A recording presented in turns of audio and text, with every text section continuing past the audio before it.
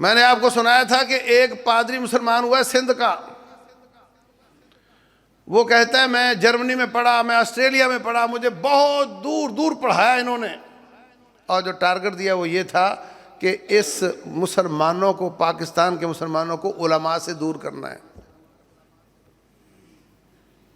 کہتا میں اور میری بیوی بس میں بیٹھ جاتے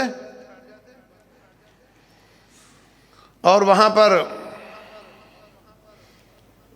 ایک داڑھی چھلا ہوا ہم نے رکھا ہوا تھا، وہ بھی بس میں بیٹھ جاتا، اور وہ کیا کرتے کہ اچھا ایک داڑھی والا بھی ہم نے رکھا ہوا تھا، وہ بھی ہمارا بندہ تھا، یہ 4 بندے بیٹھ جاتے۔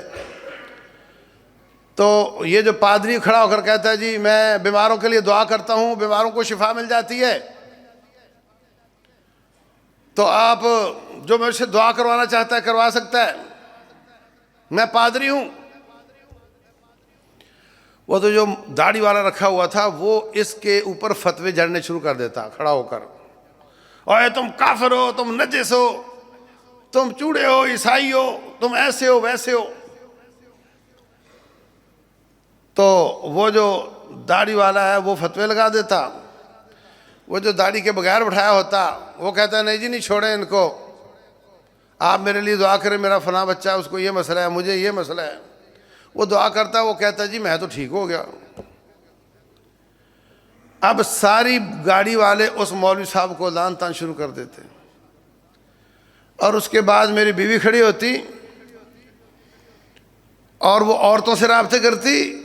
اور ان کے فون نمبر لیتی اور ان کے ہم گھروں تک جاتے، ان کو لٹریچر دیتے، اور میرا اس میں ٹارگٹ یہ تھا کہ لوگوں کو علماء سے دور کرنا، یہ میرا مقصد تھا، علماء کو بدنام کرنا ہے، عوام کو ان کے خلاف کرنا، یہ میرا مقصد تھا۔ دین کہاں سے آتا ہے؟ علماء سے۔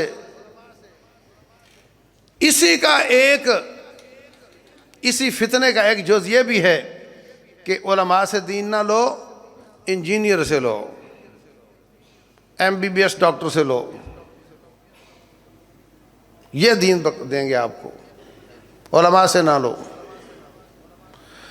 اس فتنے کو ہوا ان علماء نے دی جو بیچارے پڑھے لکھے نہیں تھے، گیٹ اپ بنا کر کے ممبروں پہ کھڑے تھے، انہوں نے بڑا نقصان کیا۔ تو میرے عزیز بھائیوں، ڈیبیٹ کروائی جاتی ہے ٹی وی پر، یہ بھی بہت بڑا فتنہ ہے۔ جو موقف آپ کو پسند ہے اس موقف کا بندہ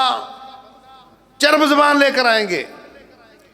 اور جو موقف اگرچہ حق ہے مگر وہ آپ چاہتے ہو کہ یہ ہار جائے، اس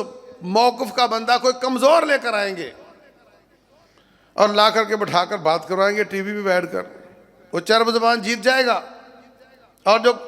حق پر تھا وہ کمزور ہے، وہ زیادہ بات نہیں کر پایا، وہ ہار جائے گا، اور لوگوں کو بتائیں گے کہ یہ موقف صحیح ہے، یہ غلط ہے۔ اس طرح کھلواڑ کیا جا رہا ہے اسلام کا، اس طرح جگیڑا جا رہا ہے اسلام کو،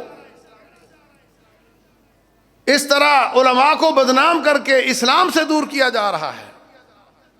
تو فتنوں سے بچنا ہے، آگے بڑھو، خود پڑھنے کی کوشش کرو، نابینے نہ بنو، جو سوچ، جو عقل، جو فکر، جو فہم